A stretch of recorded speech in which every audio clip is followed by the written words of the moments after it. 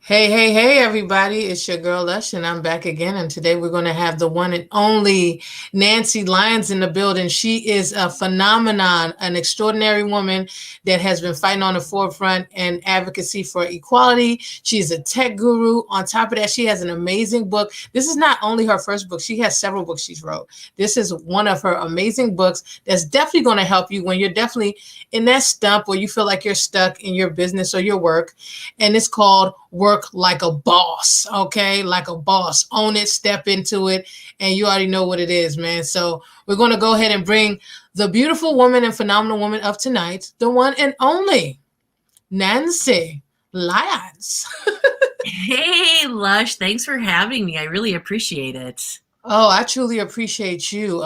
You are a powerhouse. So it's definitely an honor to have you. You do amazing things. You run the business like a boss. You write books like a boss. so I try. I try. you're an author. A lot of people, they're trying to step into, writing books or storytelling, getting the word out there. What inspired you to start writing books? Well, I think for me, it was, I think it was sort of the big mysteries of technology. I wanted to make them not so mystical. Mm-hmm. And then on the other side of it, it was about running a business. I think that a lot of how business works is grounded in the past and not focused on the future. And I'm really interested in businesses recognizing the power and autonomy of every individual that they employ, and those people recognizing the influence they have on the health of the business. So I really try to write about and speak about individual accountability and responsibility and just the power that we have to make work better. Definitely. And she's been seen on, on TV, on NBC. She's actually been down to the White House to talk about, work and just the work climate and just the work culture, using emotional intelligence, which, it seems like it would be a common sense thing, but now it's like a popular thing in the leadership role. But, just building up the morale of individuals at a workplace. Now, Work Like a Boss, it kind of dives into like, okay, I'm in here. I don't know if I'm getting along with the people at my coworkers and things of that nature, or like, how do I even maneuver the whole thing of just being that I'm working for a purpose, not just this is like the end all for me. So can we like deep dive a little bit into the book? Sure, I'd love it. Yeah, Work Like a Boss came about because I hear a lot of people, complaining about the lack of interest in their work, the lack of passion for their work, talking about how hard it is to go to work in their places of employment. And I really wanted to remind them that there's more that they can do than just complain, which is what most people are inclined to do, and that they have some power and some ability to actually change how work feels, and not just to change how it feels for them, but to influence how other people experience those workplaces too. And when I say workplaces, I am 100% cognizant of the fact that many of us are working from home or working remotely. So I wanted to just write a book about the workplace of the future and each individual's role in it. And what I ended up writing was a book that's really well positioned to speak to who we're going to be after this pandemic. And I'm excited about that. Definitely. And that's the big question. A lot of people have become adjusted to working from home. So, most of these brick and mortars, are they going to survive? Or is Right. it going to be an easy transition back into that? And especially, and a lot of people, we met, on Clubhouse, we're talking about the digital transformation of how we work and how we connect with individuals, right? Mm-hmm. So with that digital space, how are people able to, transition and pivot, during this time period? Like, are we going to be the same people? Is that integration going to be, what about the people that are not tech savvy? That's a whole nother, element and animal to deal with. Yeah. I mean, I think that's a really good point. I think that what we're seeing right now is the kind of disruption we've talked about for a really long time. Yes. We haven't necessarily planned for. We thought that the internet giving us the ability to work from home was it. And, the occasional working from a remote location was it. But the truth is, we're going to have to reimagine whole business models to think about what the future of work looks like. And I think, for us to imagine that this is the only disruption we're going to see, that the pandemic is it, like, this is the first of what could be more than one pandemic. This is the first major disruption maybe you and I have experienced in our lifetimes, but I don't think it's going to be the last. When we look at the political climate, when we look at the social climate, we look at the way that, the United States is sort of fitting into the world space, I think it's really easy to see that there is potential for bigger disruption on the horizon. So how are we going to make our businesses and ourselves resilient and prepared for whatever that disruption brings? Exactly. And I think Work Like a Boss is actually like a guidebook. I think everybody needs to have this like in your purse, in your bag, or wherever, and just, use it, for reference. And even as a leader, because, there's so many different leadership styles. And, as we are with this backdrop of this pandemic, emotional intelligence is very valuable, especially when we're dealing with what are the needs of your employees and things of that nature, and building up morale. Mm-hmm. Now, you have, you're a CEO of a Clockwork, right? Interactive. So talk to me about that. Being a CEO, what made you decide to, start a business and have your own company? Well, I mean, I love being able to share this story because I wish I could say that I had like a guiding vision that helped me decide. But honestly, I tell people all the time that I started a company because I'm unemployable, because I'm a loud woman, I'm a big woman, I'm a woman with opinions who has experience in technology, which is traditionally sort of a man's space. And so I think that, one big reason for me to pursue being an entrepreneur was to create the kind of company I would want to work for. And when I started years ago, it was just dominated by white guys, and I was unusual in the space. And I wanted to create a company that embraced the tenets of inclusion much earlier than when the cultural conversation began. I would say that, in fact, I've got this op-ed that I'm working on right now that talks about how we aren't really thinking about what this disruption means to the future of work, but it's also that we're not thinking about, even the topic of inclusion.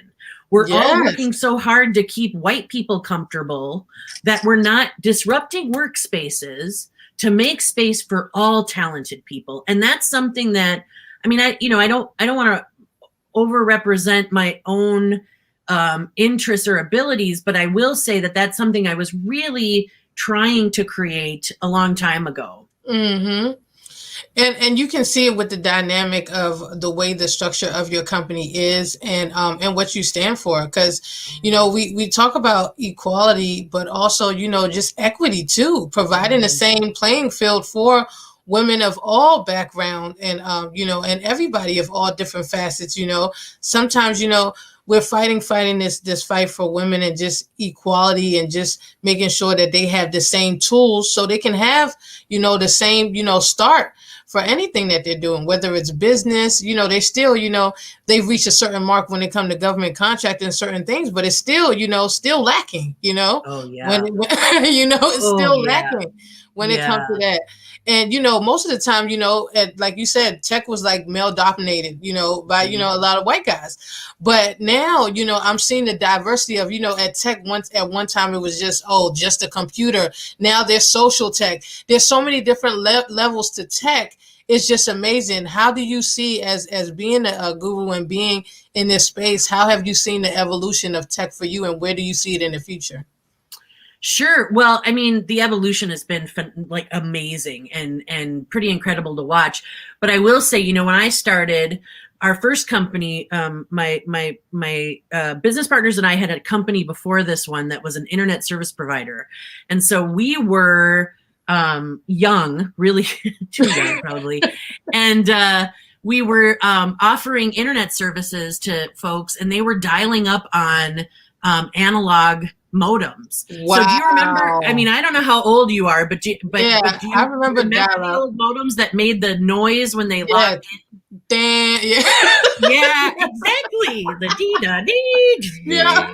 like that, right? Yeah.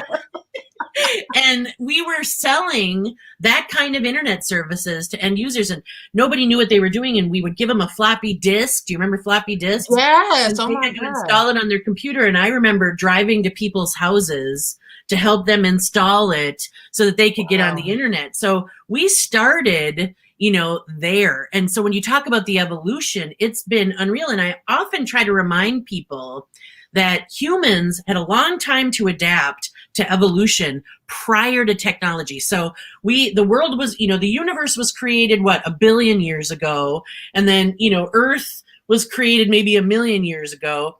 And after that million years, maybe it was, I don't know, 10,000 years ago that we found fire. So we had literally thousands of years to adapt to, innovations.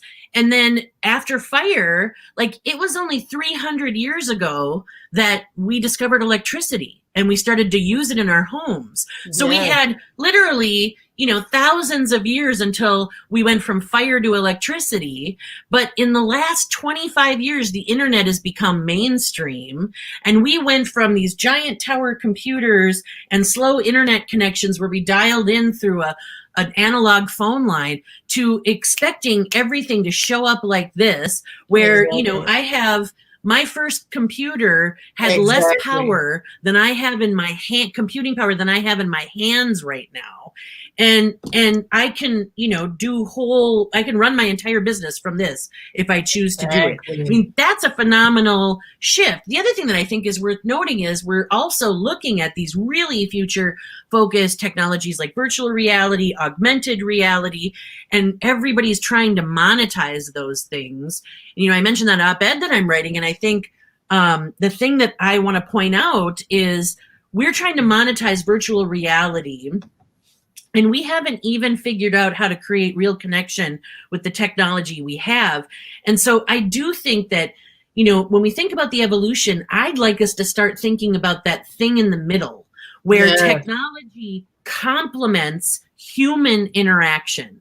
So instead of taking the place of it, or, because we have all these conversations about how people are nervous about robots taking their jobs. But when you have an issue with the plane ticket, what's the first thing you want to do? When you're in an airport and stuff gets screwed up, you want to talk to a person. Exactly. And so I do think that there's something in the middle. We can use augmented reality, we can use virtual reality, and we can give people opportunity to have connections with other people to get their problem solved. The other thing that I think, and I'll shut up in a second, like I'm just like, but the other thing that I think is important to recognize is, I haven't met you in person, so I don't know if you can walk, right? You are a person who is not in a wheelchair, right? I'm a disabled veteran, so yeah. You are a disabled veteran. Okay, so you'll appreciate what I have to say, which is, I also think what's happening right now, because of COVID, is forcing us to recognize the importance of accessibility and how we haven't even thought about it. Like, we've given it lip service, but we haven't really dug into the importance of accessibility for everyone. And so what's happening right now with technology is, if we want to really leverage what's happening with COVID, I think coming out the other side of it, we have to recognize the amount of access that people have because of Zoom and other internet technologies, and how we're going to keep those in play and keep that access available to all humans, and in fact open up more opportunities for all humans, including our disabled veterans, folks that are differently abled, people in wheelchairs, whatever. The reason I asked you that is because we've never met in person. I didn't want to make an assumption about how you and I might be approaching these things the same way, because I think that's the problem, right? Like, like people make assumptions that we're all accessing this stuff the same way, and we aren't.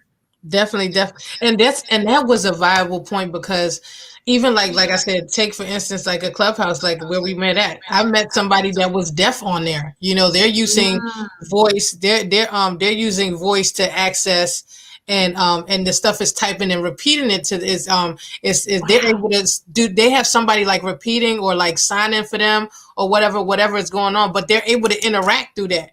It's still amazing to me. Then you have somebody that's like basically I talked to a guy, he's blind and he's on there, he's talking, but the actual phone like says whatever the people are doing or whatever on there, and he has like an assistant. So when you're saying that, because at one point with technology, people were cut off, those people that didn't have accessibility. So this shows that there's another untapped market that people, need to tap into when it comes to technology. And I think that's amazing what you brought up, and I find that also there's like a separation or a disconnect, especially even with the veteran community, with, the veteran community having accessibility, even with, they have accesses like things like Portal, but having more integration because now they're doing a lot of, telehealth, right? So people that can't have accessibility to keep going to the hospital and things of that nature can be seen. But I mean, it would be great when they start having like situations where you have a hologram or you have some, you have certain things that can do procedures in the near future. It's funny. What are your thoughts on even, back in the day, they used to have quantum theory, it was up in the air, right? Now they're talking about the quantum computing. Internet. Yeah. So what is your thoughts on that? I'll be honest with you, the jury is still out. I think there's tremendous potential, but I'll also say that I think that right now we are entrenched. The internet is like anything else. We're entrenched in what we know. Yes. And what we know is from the past and it all makes sense. And I think what we don't know is in the future, and that is disconcerting to us. I think the quantum internet has tremendous opportunity, just like so many of the other internet technologies that we're exploring. And I think we need to find the right folks. The other thing that I think is that's sort of going hand in hand as we explore the opportunities in quantum internet.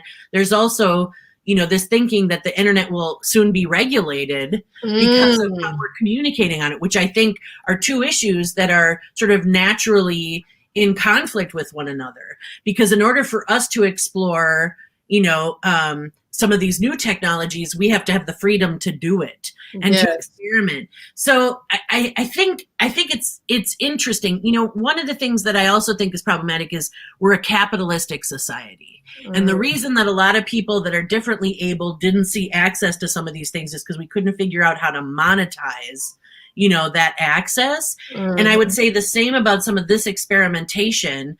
The reason that, I'm curious about the quantum internet as much as I'm curious about VR and how people will use AR, and we're seeing more and more use of AR.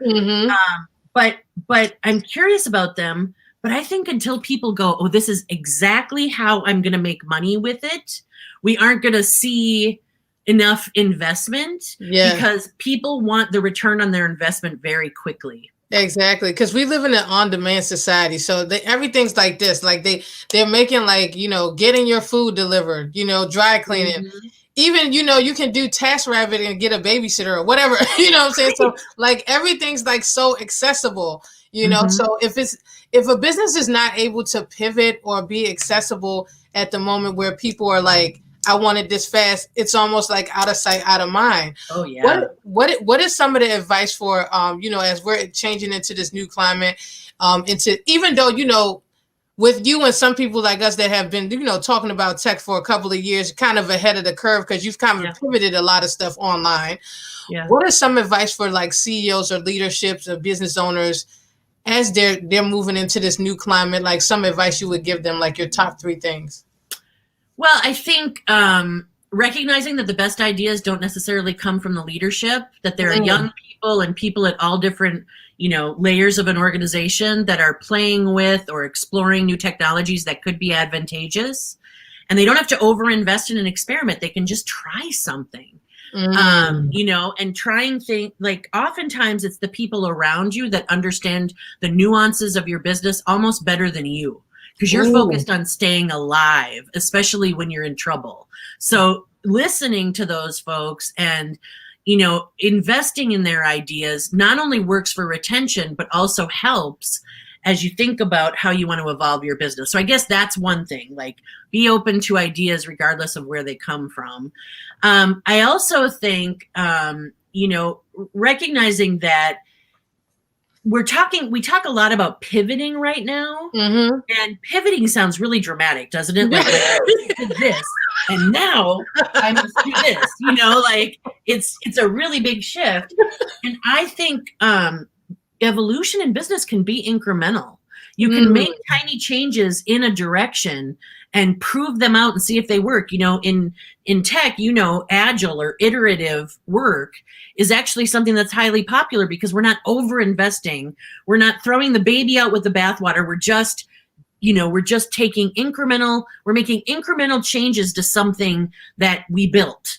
And we're testing those changes and proving that they work and then investing in additional changes.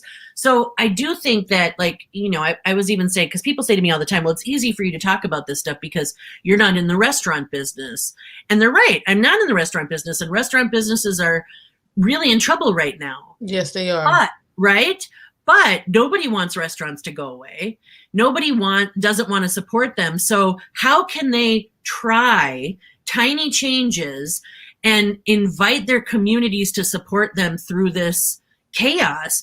Because I think, you know, their communities want them there. It's a vital part of our social infrastructure. They've already pivoted pretty dramatically by offering things like curbside service and patio dining and 6 feet distancing so what other tactics or strategies could they try to make incremental change to put themselves beyond their competition, to make themselves that much more convenient? What could they do? And those ideas can come from anybody, but I don't think pivoting needs to be big and dramatic and earth shattering. I think it can be, you know, just little movement toward success.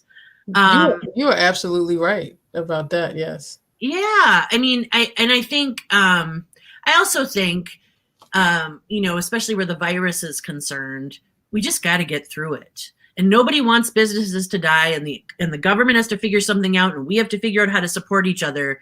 But until we've talked about lockdown, but nobody has truly locked down. There hasn't been an absolute, and it's not political. We've made it political. It's not political.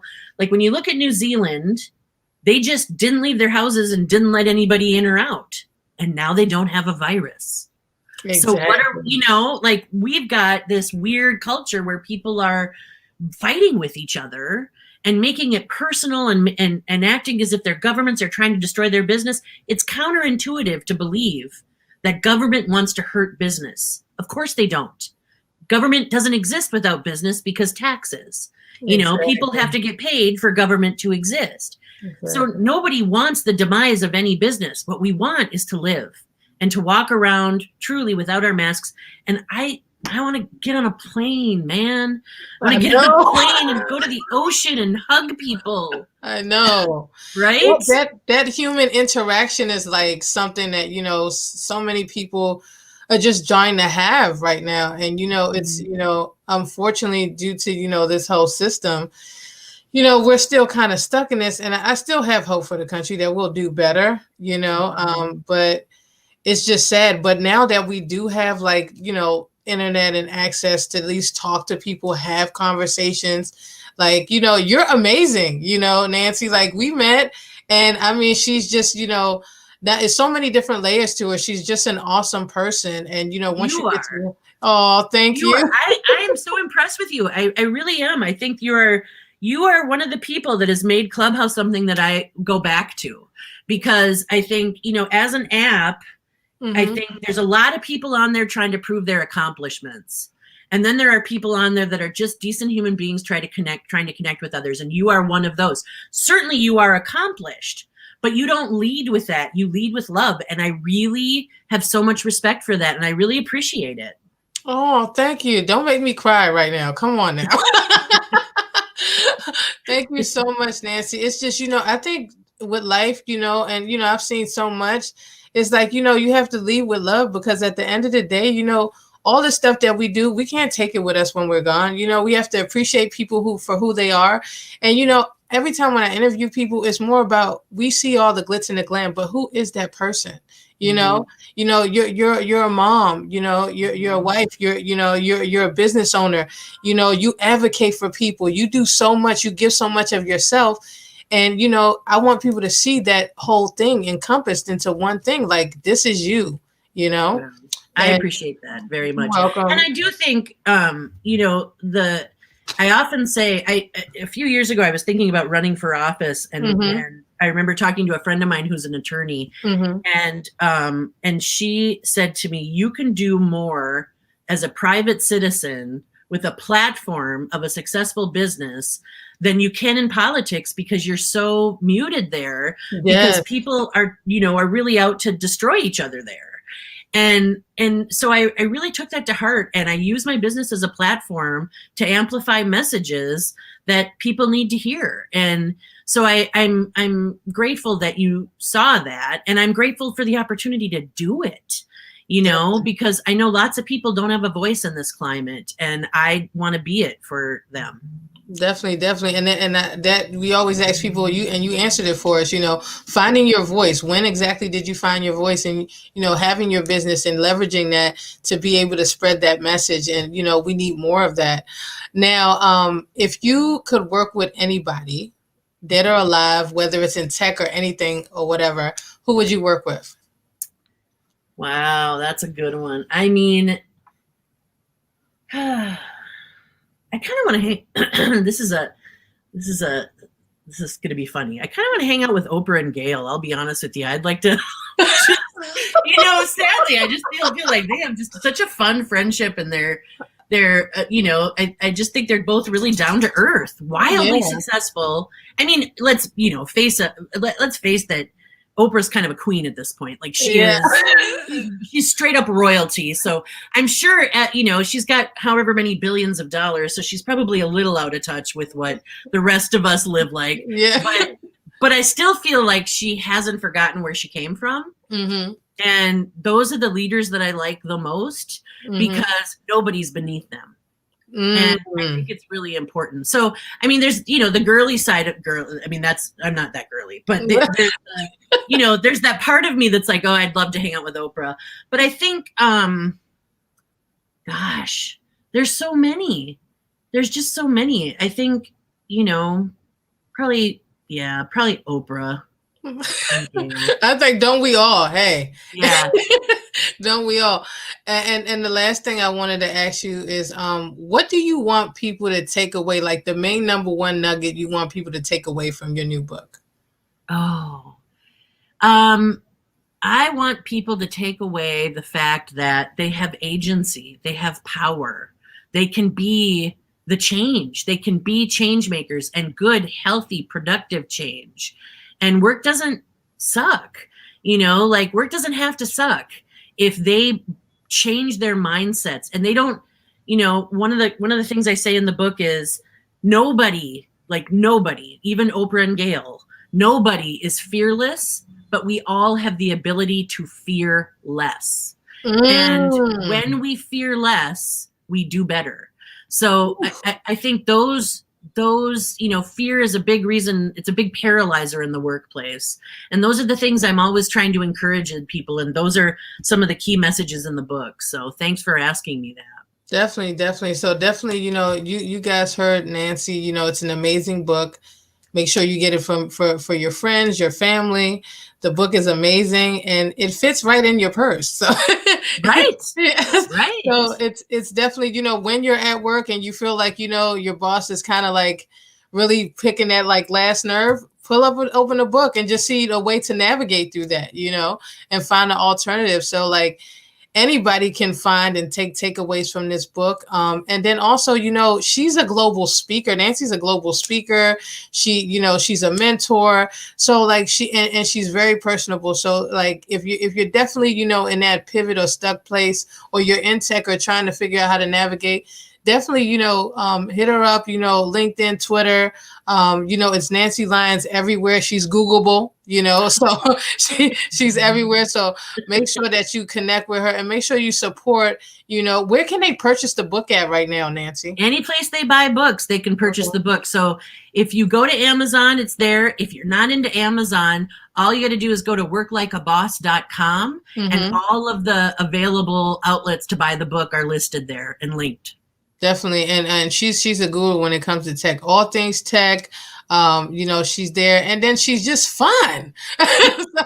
so, Nancy, I love you to death. And, make sure that you support, women in business, and small business owners, because in this climate, this is how people stay afloat and stay alive. And, this is value. And, so definitely, you can spend $200 on some sneakers, but why don't you invest in value? So definitely support this, support women in business. And I'm definitely so proud of you, Nancy. And I know you're going to continue to win. Oh, I think the world of you, Lush. And if I can ever do anything for you, just say the word. Definitely. And don't forget to log on to www.lushradioonline.net. If you didn't get to see it live today, then don't forget we'll have some snippets on Instagram, Twitter, and some on TikTok, but you'll see it live on the website also, so you already know what it is. Life may throw you a curveball, but remember, you're in charge of the direction it goes. You just officially got stamped, and we love you. And you just heard from Nancy Lyons, one of the tech gurus and an amazing author. We're signing off.